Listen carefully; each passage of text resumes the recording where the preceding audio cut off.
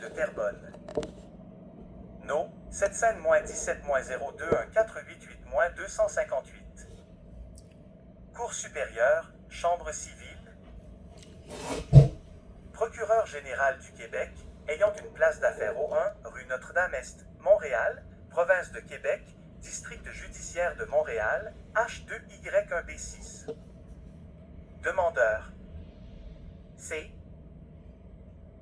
Michel Fortin, ayant son domicile 720 rue de Cloridan, Terrebonne, province de Québec, district judiciaire de Terrebonne, J6X2W7.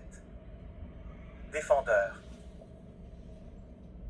Demande introductive d'instance pour l'émission d'une injonction provisoire, interlocutoire et permanente visant à faire cesser la diffusion par le défendeur d'une vidéo captée illégalement lors d'une audience en mode hybride. Articles 509 et 510 CPC. À l'un des juges de la Cour supérieure, siégeant en chambre de pratique pour le district de Drummond, le demandeur expose ce qui suit. I. 1. 2. Introduction.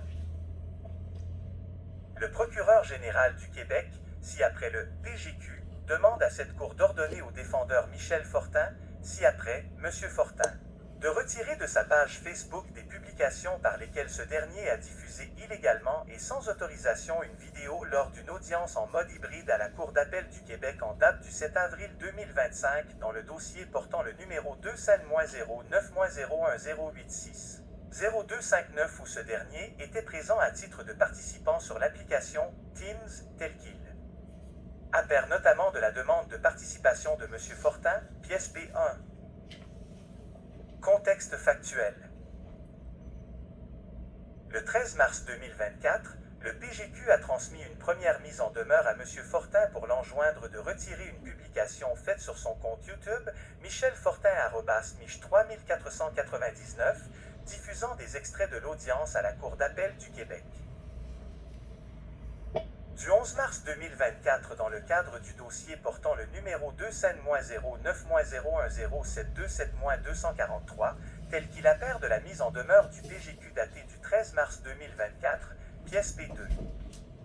3, 4, 5, 6, 7, 8, 9. Vers le 14 mars 2024, à l'expiration du délai imparti dans la mise en demeure du PGQ, comme les publications illégales de M. Fortin avaient été retirées, le PGQ n'a pas intenté de procédure contre ce dernier. Le 7 avril 2025, M. Fortin a, de nouveau, capté en direct une audience virtuelle à la Cour d'appel du Québec dans le dossier portant le numéro 2-09-01-086-0-259 afin d'en diffuser illégalement le contenu en direct sur sa page Facebook le même jour.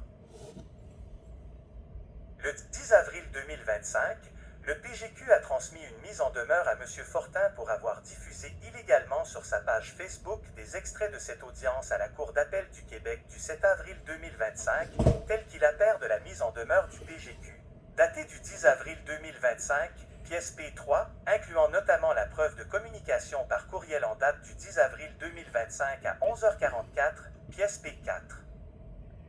Le 10 avril 2025 à 13h05, M. Fortin a retiré la vidéo de cette audience à la Cour d'appel du Québec du 7 avril 2025 et a publié sur sa page Facebook la mise en demeure qu'il avait reçue de la part du PGQ en mentionnant aux internautes et utilisateurs de Facebook qu'il était dans l'obligation de la retirer, tel qu'il appert d'une capture d'écran de la publication Facebook de M. Fortin, pièce P5. Le 12 avril 2025 à minuit 44, M. Fortin a publié sur sa page Facebook un lien Facebook. https://www.facebook.com/share/p/1 fermez la parenthèse qui conduit à une entrevue vidéo. En direct réalisé le 11 avril 2025 à 16h21 avec Mme Gloriane Blais, partie à l'instance devant la Cour d'appel du Québec dans le dossier 2-09-01-086-0-259 ainsi qu'un lien YouTube, https://youtube.be/evrt.si égale QFOG 35BJTX8DNHN. qui conduit à un extrait de l'audience à la Cour d'appel du Québec du 7 avril 2025 dans le même dossier, tel qu'il apparaît notamment d'une capture d'écran de la publication Facebook de M. Fortin, pièce PIC6. Le 12 avril 2025 à 1h13, M. Fortin a de nouveau publié sur sa page Facebook la mise en demeure qu'il avait reçue de la part du PGQ en date du 10 avril 2025 en ajoutant comme commentaire « On ne veut pas qu'on voit comment la corruption fonctionne, on la cache », tel qu'il apparaît d'une capture d'écran de la publication Facebook de M. Fortin, pièce P7.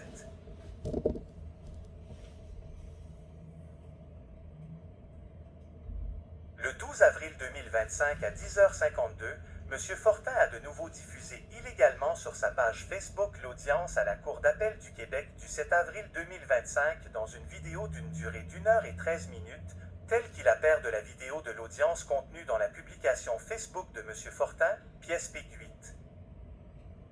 10. Lors du visionnement de la vidéo, PI8, le demandeur fait les principales observations suivantes. 2. Minutes de lecture de la vidéo. 1h à 1h44. Observation du contenu de la vidéo, pièce PE8, faite par le demandeur devant servir de guide de référence pour cibler les passages que le demandeur met en relief dans le présent tableau. M. Fortin émet des commentaires sur l'audience de la Cour d'appel du Québec qu'il s'apprête à diffuser en direct sur sa page Facebook. 1h44 à 23h34, M. Fortin diffuse l'audience en mode hybride à la Cour d'appel du Québec en date du 7 avril 2025 dans le dossier portant le numéro 2-09-010-860-259. 23h34 à 25h58. M. Fortin émet d'autres commentaires sur l'audience de la Cour d'appel du Québec qu'il a diffusée tout juste avant en direct sur sa page Facebook. M. Fortin mentionne avoir diffusé cette vidéo malgré qu'il ait été avisé par le ministère de la Justice de ne pas le faire. 25h58 à 1h08.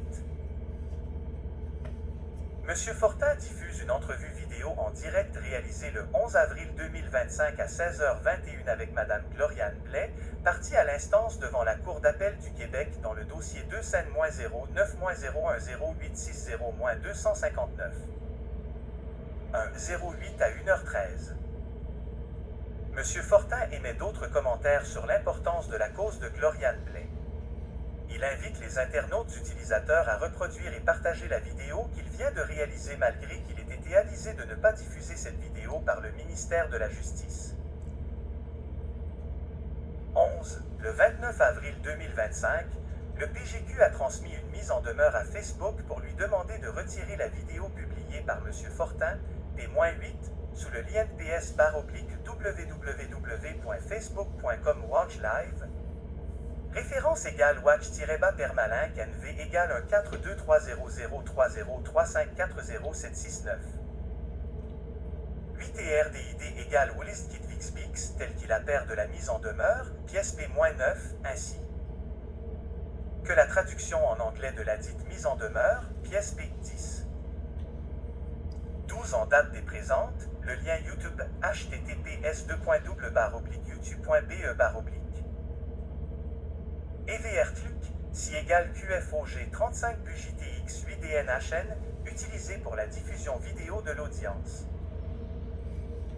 À la Cour d'appel du Québec du 7 avril 2025, PCI n'est plus disponible, tel qu'il apparaît notamment d'une capture d'écran du lien YouTube, pièce P11. 13 cependant, en date D présente le lien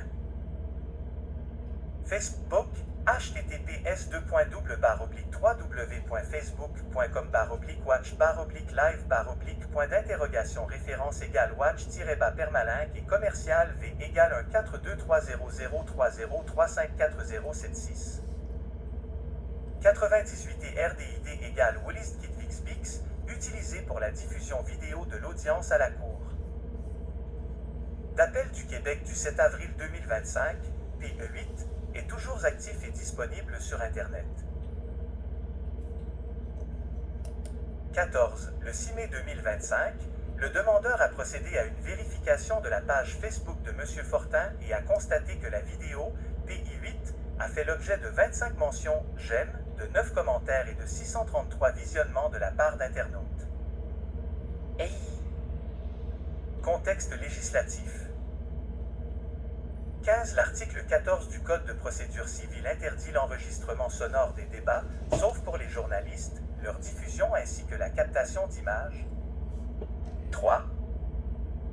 14. Les personnes présentes aux audiences des tribunaux doivent s'y comporter avec respect et retenue. Seules celles qui prouvent leur qualité de journaliste peuvent faire un enregistrement sonore des débats et de la décision, à moins que le tribunal ne le leur interdise. En aucun cas, l'enregistrement d'images et la diffusion d'un enregistrement sonore ou d'images ne sont permis. Les parties et leurs représentants ont, pendant l'instance, un devoir de réserve pour assurer le respect dû à la justice. Toute personne, même si elle n'est pas présente physiquement à une audience, doit respecter ces règles et obéir aux ordres du tribunal ou des officiers de justice sous son autorité, sous peine d'outrage au tribunal. 2014, C1 à 14, 2020, C29 à 9. 16. Dans le même sens, l'article 7 du règlement de la Cour d'appel du Québec en matière civile, RLRQCC 25.01 R0.2.01 prévoit ce qui suit. Cette utilisation des technologies lors de l'audience, article 14 CPC. Sous réserve des lignes directrices de la Cour en la matière, aucun appareil électronique ou autre ne doit être ouvert ou utilisé lors de l'audience, à l'exception de l'appareil permettant de pallier un handicap, et, sauf l'enregistrement officiel de la Cour, tout enregistrement de l'audience, que celle-ci se tienne en personne ou par un moyen technologique, est interdit. Décision 23 août 2022, A7. 17. En vertu de l'article 482 du Code criminel, LRC 1985, CH. C'est 46. La Cour d'appel est habilitée à adopter des règles pour réglementer les séances. Elle peut établir des règles sur toute autre matière considérée comme opportune pour atteindre les fins de la justice. La seule obligation est de rendre publiques les règles.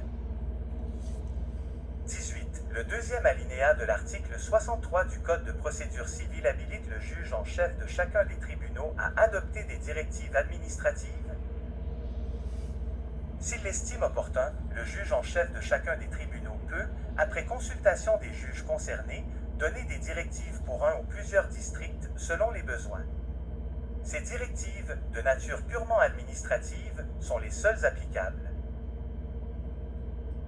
19. Les lignes directrices de la Cour concernant l'utilisation des technologies en salle d'audience, lignes directrices, pièce P12, qui ont été adoptées en avril 2003, ont fait l'objet de modifications le 27 avril 2022 dans le contexte de la crise sanitaire mettant en cause la COVID-19.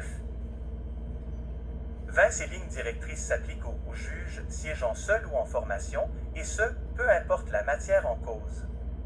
Elles rendent applicables aux audiences virtuelles des interdictions semblables à celles prévues à l'article 14 du C.PC. 4.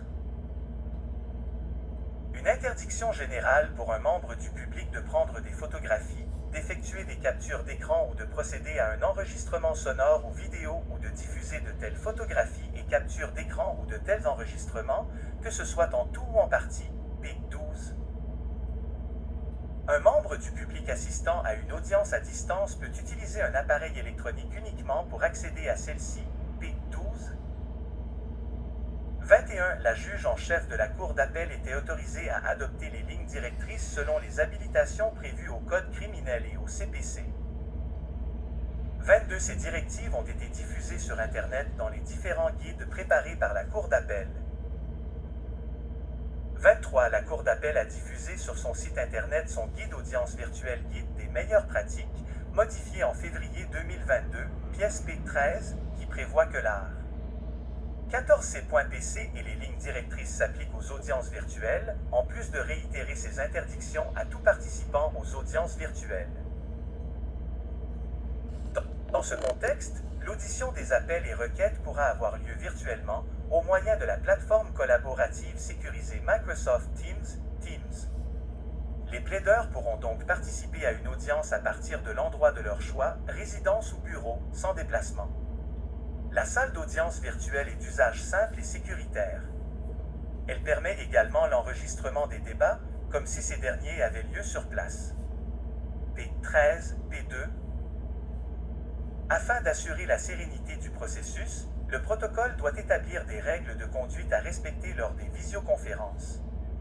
En plus des règles normales d'audience, qui continuent de s'appliquer, vous trouverez ci-dessous les meilleures pratiques et règles d'étiquette à suivre afin de vous assurer que votre participation à une audience virtuelle soit aussi efficace que possible, P13, P4. Les lignes directrices concernant l'utilisation des technologies en salle d'audience s'appliquent à toutes les audiences virtuelles tenues par la Cour, voire aussi l'art. 14 CPC.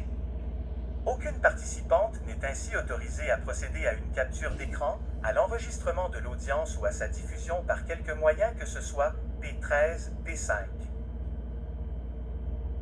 24. La Cour d'appel invite également les plaideurs, les parties et les membres du public désireux d'assister à une audience par visioconférence à consulter Aide-mémoire pour les auditions par visioconférence, pièce 14, qui précise les éléments essentiels pour assurer le bon déroulement d'une audience virtuelle en rappelant notamment l'interdiction d'enregistrer l'audience, que ce soit le son ou les images, prendre des photos ou prendre des captures d'écran.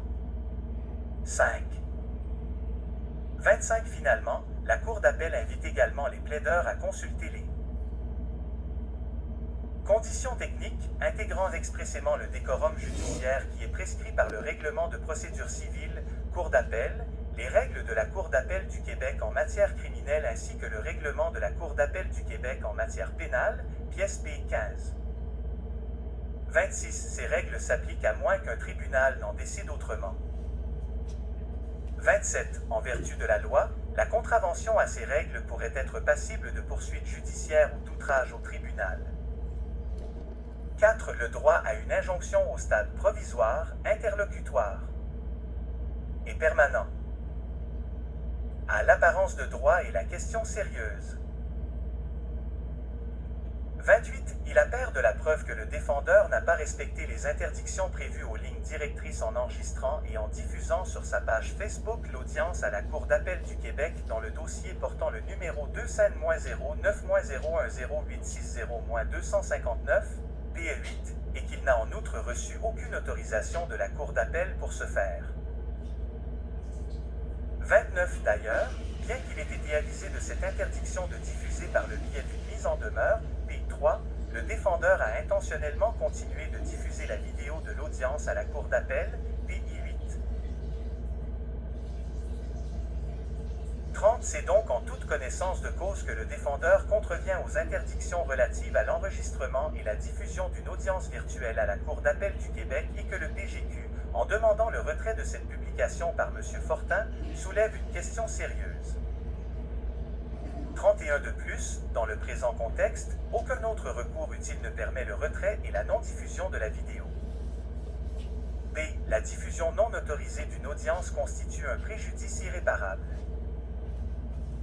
32. L'objet des mesures adoptées par les lignes directrices est d'assurer le bon déroulement et le décorum des audiences virtuelles dans l'intérêt du public et du système judiciaire. La transgression de ces mesures constitue en elle-même un préjudice irréparable. 33. Le comportement du défendeur est de nature à déconsidérer l'administration de la justice. La vidéo de l'audience à la Cour d'appel dans le dossier numéro 2-9010860-259, PE8, a été enregistrée sans autorisation et à l'insu de la Cour d'appel ainsi que diffusée sur Internet, et ce, en violation des lignes directrices de la Cour d'appel. 34. De surcroît, le préjudice en cause, la diffusion illégale d'une audience virtuelle sur Internet, n'est pas susceptible d'être remédié par des dommages-intérêts. 6. C'est la prépondérance des inconvénients. 35. Les mesures prévues aux lignes directrices ont pour finalité d'assurer la bonne administration de la justice et le décorum lors des audiences virtuelles. 36. Il est manifeste que de telles mesures visent l'intérêt public puisqu'elles permettent que les débats judiciaires se fassent de façon ordonnée et sereine en préservant l'autorité des juges lors des audiences virtuelles. 37. Elle bénéficie à l'intérêt particulier des participants au processus judiciaire, que ce soit les procureurs, les parties et les juges, en s'assurant que les débats judiciaires se fassent sereinement sans crainte que ceux-ci ne soient diffusés illégalement. 38. Il est dans l'intérêt public que cesse la diffusion du son et des images de l'audience virtuelle à la Cour d'appel du Québec du 7 avril 2025 qui ont été captées sans autorisation. Dès l'urgence. 39. En date du 6 mai 2025, la vidéo P8, publiée par M. Fortin, a fait l'objet de 25 mentions j'aime, de 9 commentaires et de 633 visionnements de la part d'internautes, tel qu'il appert de la déclaration assermentée de M. Anouar Abadou jointe à la présente. 40. Étant donné les propos véhiculés par M. Fortin sur la vidéo, lesquels sont de nature à déconsidérer l'administration de la justice, il est urgent d'en empêcher une diffusion plus large et d'ordonner à ce dernier de retirer complètement la vidéo en cause et d'en détruire toute copie, mais également à toute personne qui aura connaissance d'une telle ordonnance. 41. Plus le temps s'écoule, plus il y a risque que la diffusion illégale de l'audience se propage sur l'Internet par différents utilisateurs. Pour ces motifs, plaise à la Cour de, au stade provisoire, accueillir la présente demande d'injonction provisoire. Émettre une ordonnance d'injonction interlocutoire provisoire pour une durée de 10 jours, une ordonnance d'injonction interlocutoire pour valoir jusqu'au jugement final et une ordonnance d'injonction permanente, enjoignant au défendeur ainsi qu'à toute personne ayant connaissance de l'ordonnance à être rendue. Ordonner au défendeur de retirer de sa page Facebook la publication de la vidéo faite en date du 12 avril 2025 en lien avec l'audience à la Cour d'appel du Québec en date du 7 avril 2025 dans le dossier portant le numéro 2-09-0-01-0860-259 PE8. 7. Ordonner au défendeur de ne pas publier, diffuser ou partager, et ce, à toute fin que de droit, la vidéo faite en date du 12 avril 2025 en lien avec l'audience à la Cour d'appel du Québec en date du 7 avril 2025 dans le dossier portant le numéro 2000-9-010-0860-259 PE8 sur quelconque plateforme numérique ou sur les réseaux sociaux, en particulier sur Facebook et ou YouTube. Ordonner au défendeur de détruire l'original ainsi que toute copie ou reproduction de la vidéo faite en date du 12 avril 2025 en lien avec l'audience à la Cour d'appel du Québec en date du 7 avril 2025 dans le dossier portant le numéro 2-9-0-01-08-60-259 PE8. Ordonner au défendeur de publier sur sa page Facebook l'ordonnance à être rendue en la présente instance. Permettre au demandeur de signifier les procédures et toute ordonnance à être rendue en la présente instance en dehors des heures légales, de même que les jours non juridiques. Permettre au demandeur de signifier les procédures et toute ordonnance à être rendue en la présente instance par l'entremise de toute personne majeure et par tout moyen, incluant par moyens technologiques, la voix des journaux, de la radio, des médias sociaux ou de quelque autre façon que ce soit. Dispenser le demandeur de fournir un cautionnement. Ordonner l'exécution provisoire de toute ordonnance d'injonction à être rendue en la présente instance, nonobstant appel. Ordonner à toute personne ayant connaissance de toute ordonnance d'injonction à être rendue en la présente instance à y être liée et s'y conformer, sous toute peine que de droit. Au stade interlocutoire et permanent, accueillir la présente demande introductive d'instance pour l'émission d'une injonction interlocutoire et permanente visant à faire cesser la diffusion par le défendeur d'une vidéo captée illégalement lors d'une audience en mode hybride. Émettre une ordonnance d'injonction interlocutoire et permanente enjoignant au défendeur ainsi qu'à toute personne ayant connaissance de l'ordonnance de s'y conformer dans les 24 heures à compter du présent jugement. Ordonner au défendeur de retirer de sa page Facebook la publication de la vidéo faite en date du 12 avril 2025 en lien avec l'audience à la Cour d'appel du Québec en date du 7 avril 2025 dans le dossier portant le numéro 2-9-0-9-0-1-0860-259. Ordonner au défendeur de ne pas publier, diffuser ou partager, et ce, à toute fin que de droit, La vidéo faite en date du 12 avril 2025 en lien avec l'audience à la Cour. 8. D'appel du Québec en date du 7 avril 2025 dans le dossier portant le numéro 2000-9-010-860-259 sur quelconque plateforme numérique ou sur les réseaux sociaux, en particulier sur Facebook et ou YouTube. Bernard Roy, Justice, Québec, Maître Jean-Philippe Véraud, avocat du demandeur procureur général du Québec. Monsieur Michel Fortin 720 rue de Cloridan, Terrebonne, Québec, J6X2W7 courriel, michelfortinperso@gmail.com michelfortinperso@gmail.com. Bernard Roy, Justice, Québec, Maître Jean-Philippe Véraud, avocat du demandeur procureur général du Québec. Monsieur Michel Fortin 720 rue de Cloridan, Terrebonne, Québec, J6X2W7 courriel, michelfortinperso@gmail.com michelfortinperso@gmail.com. Bernard Roy, Justice, Québec, Maître Jean-Philippe Véraud, avocat du demandeur procureur général du Québec. ACSDEASSIGNATION. Article 145 et suivant CPC. Dépôt d'une demande en justice. Prenez avis que la partie demanderesse à déposer au greffe de la Cour du Québec du district judiciaire de la présente demande introductive d'instance. Pièce au soutien de la demande. Au soutien de sa demande introductive d'instance, la partie demanderesse invoque les pièces suivantes. P1, P2, P3, P4, P5, P6, P7, P8, P9, P10, P11, P12, P13. Demande de participation sur Teams. Mise en demeure du PGQ à l'endroit de Michel Fortin datée du 13 mars 2024. Mise en demeure du PGQ à l'endroit de Michel Fortin datée du 10 avril 2025. Preuve de communication par courriel en date du 10 avril 2025 de la mise en demeure du PGQ datée du 10 avril 2025. Publication Facebook de Michel Fortin en date du 10 avril 2025 à 13h05. Publication Facebook de Michel Fortin en date du 12 avril 2025 à minuit 44. Publication Facebook de Michel Fortin en date du 12 avril 2025 à 1h13.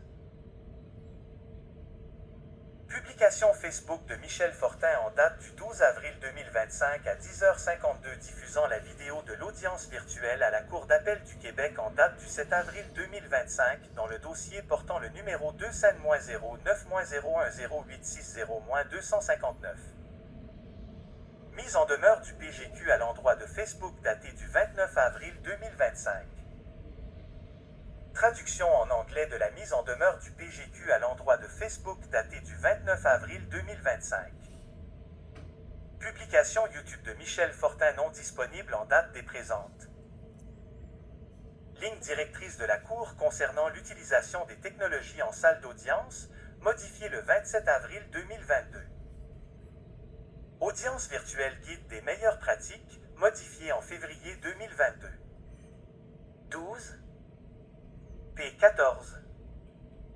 Aide-mémoire pour les auditions par visioconférence. PA15. Conditions techniques. Ces pièces sont disponibles sur demande. Réponse à cette demande. Vous devez répondre à cette demande par écrit, personnellement ou par avocat, au Palais de justice de Saint-Jérôme situé au 25 rue de Martigny-Ouest, Saint-Jérôme, Québec, J7Y4Z1, dans les 15 jours de la signification de la présente demande, si vous n'avez ni domicile, ni résidence, ni établissement au Québec, dans les 30 jours de celle-ci. Cette réponse doit être notifiée à l'avocat du demandeur ou, si ce dernier n'est pas représenté, au demandeur lui-même. Défaut de répondre. Si vous ne répondez pas dans le délai prévu, de 15 ou de 30 jours, selon le cas, un jugement par défaut pourra être rendu contre vous sans autre avis dès l'expiration de ce délai et vous pourriez, selon les circonstances, être tenu au paiement des frais de justice. Contenu de la réponse. Dans votre réponse, vous devez indiquer votre intention, soit de convenir du règlement de l'affaire, de proposer une médiation pour résoudre le différend, de contester cette demande et, dans les cas requis par le Code de procédure civile, d'établir à cette fin, en coopération avec le demandeur, le protocole qui régira le déroulement de l'instance. Ce protocole devra être déposé au greffe de la Cour du district mentionné plus haut dans les 45 jours de la signification du présent avis. Toutefois, ce délai est de 3 mois en matière familiale ou si vous n'avez ni domicile, ni résidence, ni établissement au Québec. De proposer la tenue d'une conférence de règlement à l'amiable.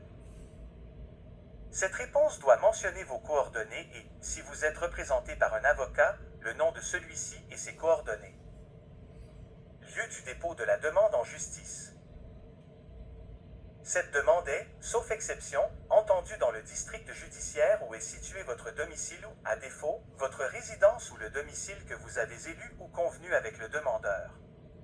Si elle n'a pas été déposée dans le district où elle peut être entendue. 13. Bernard Roy, Justice, Québec, Maître Jean-Philippe Véraud, avocat du demandeur procureur général du Québec. CANADA Province de Québec District de Terrebonne. No. 7-17-02-1488-258. Cour supérieure, Chambre civile. Procureur général du Québec. Demandeur. C. Michel Fortin. Défendeur. Déclaration sous serment de M. Anouar Ababou. Je sous-signé, Anouar Ababou, exerçant ma profession au sein du ministère de la Cybersécurité et du Numérique, MCN, dont les bureaux sont situés 600 rue Fulhomme, Montréal, Province de Québec, H2K3 LC Canada, District de Montréal, affirme solennellement ce qui suit. 1, 2, 3, 4, 5. Je suis conseiller en cybersécurité expert au sein de la Direction de la prévention, de la détection et de la gestion des incidents à la Direction générale du Centre gouvernemental de cyberdéfense, et ce, au sein du ministère de la Cybersécurité et du Numérique.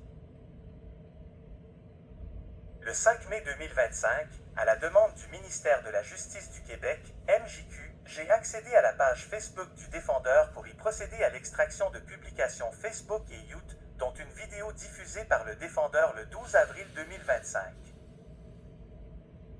J'ai pris connaissance de la demande introductive d'instance pour l'émission d'une injonction provisoire, interlocutoire et permanente visant à faire cesser la diffusion par le défendeur de sons et d'images captées illégalement lors d'une audience virtuelle, incluant les pièces P1 à PA15. Les pièces P5, P6, P7, P8 et P11 sont les extractions que j'ai réalisées et dont j'atteste l'authenticité et l'intégrité. https://www.facebook.com/watch/live/ référence égale watch-perma. L'adresse URL de la page internet de la vidéo P8 concernée est la suivante. Ligne KV égale 142300303540769 et RDID égale Willis Kidvixbix. 6. 2. La vidéo, d'une durée totale d'1 heure et 13 minutes, est disponible pour la libre consultation du public sur la page Facebook du défendeur, sans restriction. 7. 8. 9. Le fichier résultant de l'extraction de la vidéo P8 est intitulé pièce-P8-publication-fb-vidéo-audience-12 avril 2025.mp4. Le fichier résultant de l'extraction de la vidéo, précité, représente fidèlement et intégralement le contenu de la vidéo diffusée sur la page Facebook du défendeur en la présente instance. Le 6 mai 2025, J'ai procédé à une vérification de la page Facebook de M. Fortin et a constaté que la vidéo PI8 a fait l'objet de 25 mentions j'aime, de 9 commentaires et de 633 visionnements de la part d'internautes. 10. Tous les faits allégués dans la présente déclaration sous serment sont vrais. Et j'ai signé M. Anouar Ababou. Déclaré sous serment devant moi par un moyen technologique à Montréal le 7 mai 2025. Roxane Lalonde Diez 245 026 commissaire à l'assermentation pour le Québec. Cour supérieure, Chambre civile. Province DE Québec No. 7 17-021488-258. Défendeur. Déclaration sous serment de M. Anouar Ababou. Bernard, Roy, Justice, Québec. 1 rue Notre-Dame-Est, bureau 8.00 Montréal, Québec, H2Y1B 6 téléphone, 514-393-2336, poste 51 478 télécopieur, 514-873-7074. Notification par courriel, bernardroit@justice.gouv.qc.ca. BB 1721-400 ICM 202500115500001 Maître Jean-Philippe Véraud, avocat. No. 7-17-021488-258. Monsieur Michel Fortin 720 rue de Cloridan Terrebonne, Québec, J6X2W 7 courriel, michelfortinperso@gmail.com michelfortinperso@gmail.com. Rejoindre la réunion Microsoft Teams. Rejoindre la réunion Microsoft Teams.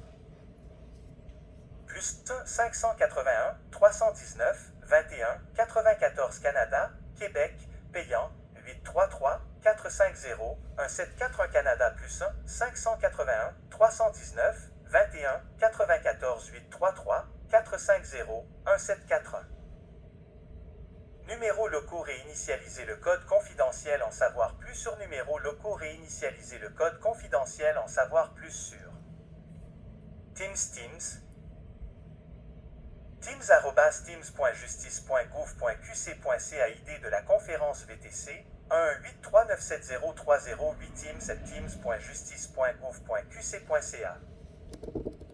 Autres instructions relatives à la numérotation VTC. Autres instructions relatives à la numérotation VTC. Bernard, Roy, Justice, Québec, Maître Jean-Philippe Véraud, avocat du demandeur procureur général du Québec. Cour supérieure, Chambre civile. Province de Québec, district de Terrebonne. No. 7-17-021488-258. Procureur général du Québec. C. Michel Fortin. Demandeur. Défendeur. Nouvel avis de présentation. Bernard, Roy, Justice, Québec. 1 rue Notre-Dame-Est, bureau 8.00 Montréal, Québec, H2Y1B 6 téléphone, 514-393-2336, poste 51 478 télécopieur, 514-873-7074. Notification par courriel, bernardroit@justice.gouv.qc.ca. BB 1721-400 ICM 202500115500001 Maître Jean-Philippe Véraud, avocat. Cour supérieure, Chambre civile. Province de Québec, district de Terrebonne. No. 7-17-021488-258. Procureur général du Québec. C. Michel Fortin. Demandeur. Défendeur.